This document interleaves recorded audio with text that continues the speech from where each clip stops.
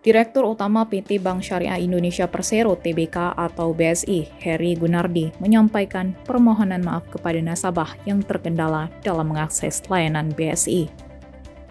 Heri menjelaskan bahwa BSI terus melakukan proses normalisasi dengan fokus utama untuk menjaga dana dan data nasabah tetap aman. Hingga kini ia mengklaim proses normalisasi layanan telah dijalankan dengan baik. Heri menyebutkan pada Selasa 9 Mei sebetulnya BSI telah berhasil melakukan normalisasi layanan pada jaringan ATM dan kantor cabang. Dengan begitu nasabah langsung bisa melakukan transaksi di jaringan cabang dan ATM BSI yang tersebar di seluruh Indonesia.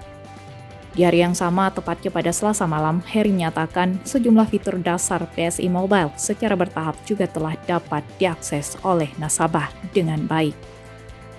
Namun, keesokan harinya pada Rabu 10 Mei sekitar pukul 14 waktu Indonesia Barat, kembali ada gangguan. BSI lalu melakukan monitoring dan proses normalisasi transaksi yang berakibat pada layanan BSI tidak bisa diakses sementara waktu. Akibatnya, layanan di kantor cabang BSI Mobile hingga ATM BSI di seluruh Indonesia terimbas. Lebih jauh, Heri berjanji bahwa BSI akan terus memberikan informasi terkini terkait proses perbaikan layanan kepada nasabah.